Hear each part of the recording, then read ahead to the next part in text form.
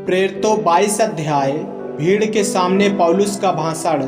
हे भाइयों और पितरों, मेरा प्रति उत्तर सुनो। जो मैं अब तुम्हारे सामने प्रस्तुत करता हूँ, वे यह सुनकर कि वह हमसे इब्रानी भाषा में बोलता है और भी चुप हो गए।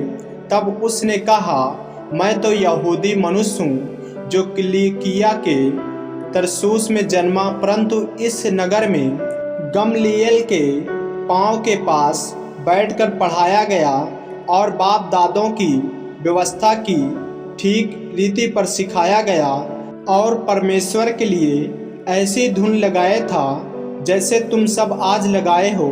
मैंने पुरुष और स्त्री दोनों को बांध बांध कर और बंदीगिरी में डाल डाल कर इस पंथ को यहाँ तक सताया कि उन्हें मरवा भी डाला।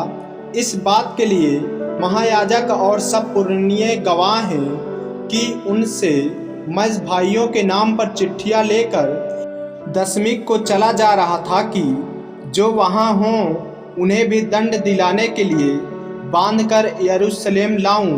अपने हृदय परिवर्तन का वर्णन। जब मैं चलते चलते दशमिक के निकट पहुंचा तो ऐसा हुआ कि दो पहाड़ के लगभग एकाएक बड़ी ज्योति आकाश से मेरे चारों ओर चमकी और मैं भूमि पर गिर पड़ा और यह शब्द सुना, हे साउल, हे साउल, तू मुझे क्यों सताता है? मैंने उत्तर दिया, हे प्रभु, तू कौन है? उसने मुझसे कहा, मैं यीशु नासरी हूँ, जिसे तू सताता है। मेरे साथियों ने ज्योति तो देखी, परंतु जो मुझसे बोलता था उसका शब्द न सुना। तब मैंने कहा, हे प्रभु, मैं क्या करूं? प्रभु ने मुझसे कहा, उठकर दशमिक में जा और जो कुछ तेरे करने के लिए ठहराया गया है वहां तुझे सब बता दिया जाएगा। जब उस ज्योति के तेज के मारे मुझे कुछ दिखाई ना दिया तो मैंने अपने साथियों के हाथ पकड़े हुए दशमिक में आया।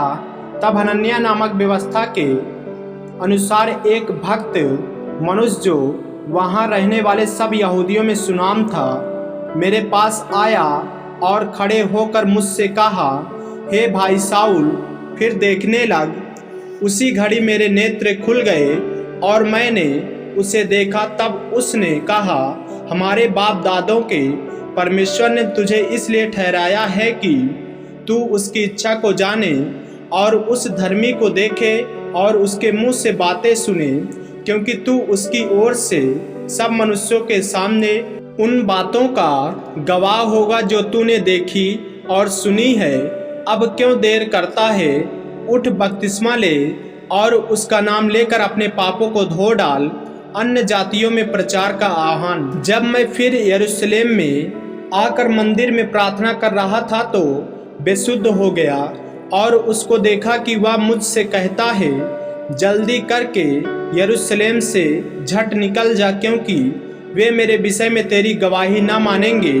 मैंने कहा, हे प्रभु, वे तो आप जानते हैं कि मैंने तुझ पर विश्वास करने वालों को बंदीगिरी में डालता और जगह जगह आराधनालय में पिटवाता था। जब तेरे गवाह स्तिफनुस का लहू बहाया जा रहा था, तब मैं भी वहां खड़ा था और इस बात में सहमत था और उसके घातकों के कपड़ों की रखवाली करता था। और उसने मुझसे कहा, चला जा, क्योंकि मैं तुझे अन्य जातियों के पास दूर दूर भेजूंगा। वे इस बात तक उसकी सुनते रहे। तब ऊंचे शब्द से चिल्लाए, ऐसे मनुष्य का अंत करो, उसका जीवित रहना उचित नहीं। जब वे चिल्लाते और कपड़े फेंकते और आकाश में धूल उड़ाते थे तो पलटन के सरदार ने कहा, इसे गढ़ में ले जाओ और कोड़े मारकर जांचो कि मैं जानूं कि लोग किस कारण उसके विरोध में ऐसा चिल्ला रहे हैं। जब उन्होंने उसे तस्मों से बांधा तो पौलुस ने उस सूबेदार से जो खड़ा था कहा, क्या यह उचित है कि तुम एक रोमी मनुष्य को और वह भी बिना दोषी ठहराए हुए कोड़े मारो? सूबेदार ने यह सुनकर पलटन के सरदार के पास जाकर कहा, तू यह क्या करता है? या तो रोमी मनुष्य है।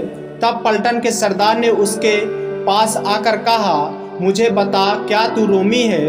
उसने कहा, हाँ। यह सुनकर पलटन के सरदार ने कहा, मैंने रोमी होने का पद बहुत रुपया देकर पाया है। पौलुस ने कहा, मैं तो जन्म से रोमी हूँ। तब जो लोग उसे जांचने पर थे वे तुरंत उसके पास से हट गए, और पलटन का सरदार भी यह जानकर कि यह रोमी है और मैंने उसे बांधा है, डर गया। महासभा के सामने पौलुस दूसरे दिन उसने ठीक ठीक जानने की इच्छा से कि यहूदी उस पर क्यों दोष लगाते हैं, उसके बंधन खोल दिए और प्रधान याजकों और सारी सभा को इकट्ठा होने की आज्ञा दी और पौलुस को नीचे ले जाकर उनके सामने खड़ा कर दिया। आमीन। मेरे प्रियो, इसी तरह वचनों को सुनने के लिए हमारे चैनल को सब्सक्राइब करें और बेल आइकन के बटन को दबाएं ताकि परमेश्वर का वचन रोजाना आप तक पहुंच सके। और जो वचनों को नहीं पढ़ पाते हैं उनके पास जरूर शेयर करें ताकि वचनों को सुने और वचन में बने रहें और परमेश्वर उन्हें आशीषित करे। जय मसीह की। प्रभु आपको आशीष दे।